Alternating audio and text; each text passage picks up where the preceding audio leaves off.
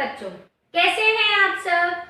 मैं आशा करती हूँ आप सब ठीक होंगे और मैं सीमा पारिक आपका हिंदी कालांश में एक बार फिर से हार्दिक स्वागत करती हूँ। जैसा कि आपको याद है कि हमारा जो 5वां अध्याय था वो खत्म हो चुका है और हम बढ़ रहे हैं एक नए अध्याय की ओर। हम नया अध्याय शुरू करें उससे पहले मैंने श्याम पट पर एक शब्द लिखा है और पहले आप वो शब्द देखिए कि मैंने क्या लिखा है। हाँ, मैंने लिखा है जंक फूड। अब जंक फूड का नाम देखते ही आपके सामने पिज्जा, बर्गर, सैंडविच, ये सब चीजें आपके सामने उभर आती है और आपका जी ललचाने लगता है, क्योंकि अभी लॉकडाउन चल रहा है, बाहर की चीजें आप खा नहीं सकते, तो बस खाली नाम सुनते ही आपके मुंह में पानी आना शुरू हो गया। लेकिन कभी आपने सोचा है जो ये आप बाहर का खाना खाते हो वो किन किन चीजों से बना होता है? ताजी होता है या बासी होता है? आपको मालूम है ये हमारे लिए हानिकारक होते हैं या लाभदायक होते हैं? क्या आपने कभी इन बातों पर गौर किया है कि जो बाहर की चीजें हैं उनमें हमें हमारे शरीर के लिए जो आवश्यक है, ऊर्जा के लिए, शक्ति के लिए, तो वो सभी पोषक तत्व उनमें शामिल होंगे, उस आहार में शामिल होंगे, उस भोजन में शामिल होंगे? कभी आपने गौर किया है? तो सबसे पहले इन चीजों को समझने के लिए हम हमारी पाठ्य पुस्तक का जो पृष्ठ है पहले हम उसको देखेंगे। उस पर एक जंक फूड दिया गया है, पिज्जा। अब पिज्जा का नाम सुनते ही आपके मुंह में फिर से पानी आने लग गया होगा। लेकिन सबसे पहले हम जुड़ो और समझो के खंड से हम जुड़ेंगे और उसके बाद में हम उनके ऊपर चर्चा करेंगे। तो तैयार हैं आप? तो बच्चों, आपको अपनी जो पाठ्य पुस्तक है उसका जो पृष्ठ 38 है उस पर एक व्यंजन दिया गया है। आपने देखकर अंदाजा लगा लिया होगा कि वो व्यंजन कौन सा है। अब इस व्यंजन को देखकर आपको बताना है कि इसमें कौन कौन सी सामग्रियों का प्रयोग हुआ है, यानी इसको बनाने के लिए कौन कौन सी चीजें उपयोग में ली गई हैं। तो ये आपको बताना है। मैं आपको कक्षा में पूछूंगी, अगर आप पिज्जा खाते हो तो पिज्जा बनता कैसा है वो भी तो मालूम होना चाहिए ना। तो आपको ये जानकारी इकट्ठी करनी है। अब बच्चों, दूसरा जो हमारा प्रश्न है वो है खोजो और परखो से संबंधित। अब जो मैंने सबसे पहले ऊपर जो व्यंजन दिया गया था उसमें प्रयुक्त सामग्री के बारे में पूछा था। अब इसमें आपने जो सामग्री प्रयुक्त की है, उपयोग में ली है, तो उनसे हमें कौन कौन से पोषक तत्व मिलते हैं। पोषक तत्व मतलब जो हमारी जो बॉडी को यानी शरीर को शक्ति प्रदान करते हैं, ऊर्जा प्रदान करते हैं। और पोषक तत्व मतलब जिनसे हमें विटामिन्स, प्रोटीन, मिनरल, कैल्शियम, ये फाइबर सब चीज़ें मिलती हैं, उनके बारे में आपने ऐसी चीज़ें उपयुक्त की है जिनसे हमें ये चीज़ें मिलती हैं, उन सामग्रियों के बारे में लिखना है। अगर आपने इस व्यंजन में इन पोषक तत्वों को प्रयुक्त किया है तो कौन कौन सी चीज़ें वो होंगी। तो बच्चों, जैसा कि आपको मालूम है, अगर हमारे शरीर को स्वस्थ रखना है तो हमें कैसे भोजन की आवश्यकता होती है? हमें पोषक आहार की आवश्यकता होती है।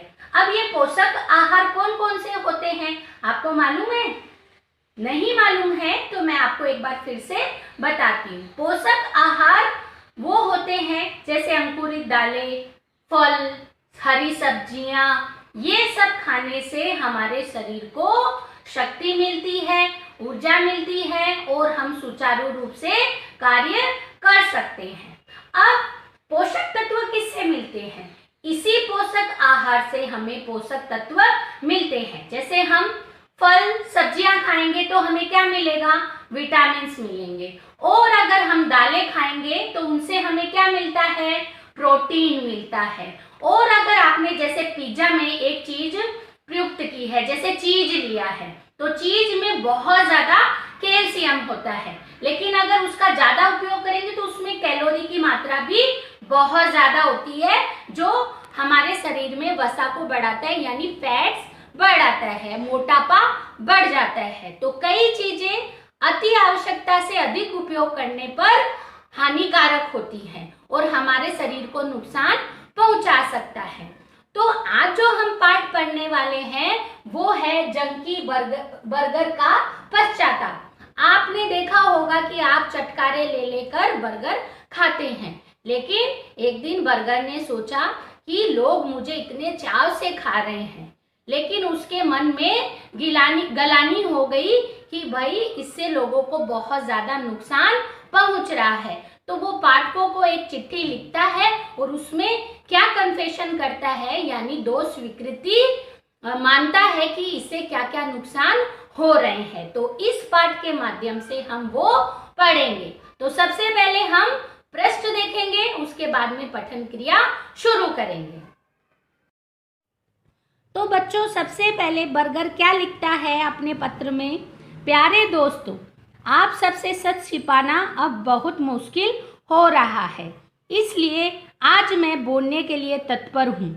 मैं आप सबके दुख और परेशानी का कारण नहीं बनना चाहता, अतः मैं आपसे अपने मन की बात करना चाहता हूँ।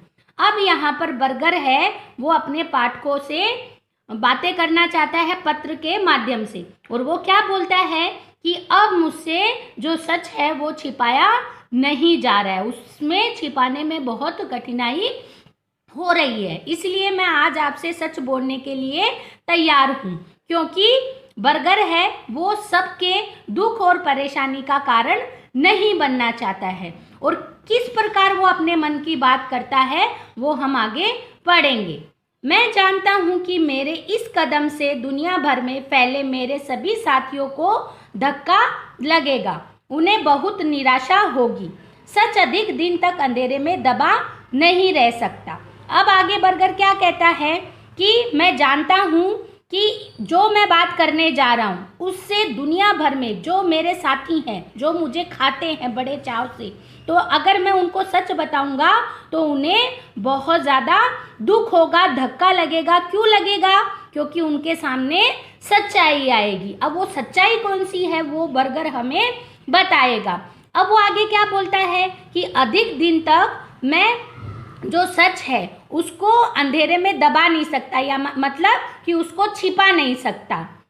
मैं जब से आप सबके बीच आया हूँ, देश हो या विदेश, मुझे बहुत प्यार मिला है। आप सब ने मुझे बहुत प्यार से स्वीकारा है। अब बर्गर क्या बोल रहा है कि मैं खाली आपके देश में नहीं बल्कि विदेशों में भी बड़े चाव से खाया जाता हूँ, और आप सब ने मुझे बहुत ज़्यादा प्यार दिया है। किस प्रकार प्यार दिया है? उसे खाकर, क्योंकि बड़े चाव से लोग बर्गर को, पिज्ज़ा को खाते हैं, लेकिन पाठ हमारा बर्गर से संबंधित है, इसलिए कन्फेशन किसका है? बर्गर का। अब आगे वो क्या बोलता है? आपके इसी असीम प्रेम के कारण आज मैं अधीर हो गया हूँ। मैं जिस थाली में खाता हूँ उसी में छेद नहीं कर सकता।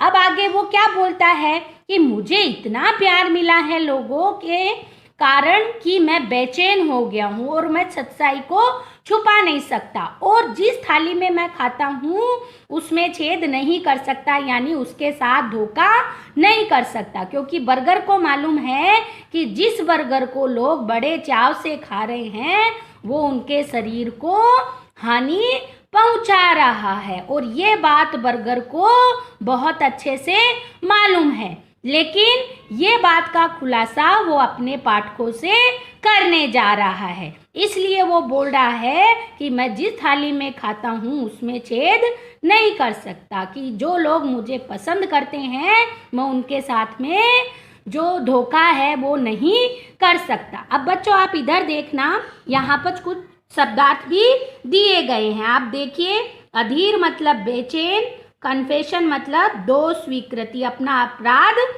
स्वीकार कर लेना। तो आप इन जो शब्दार्थ हैं उनको अपनी कार्य पुस्तिका में लिख लेना। इसके बाद में है हमारे रिश्ते अब इतने गहरे हो गए हैं कि मेरा कन्फेशन आपको आहत जरूर करेगा।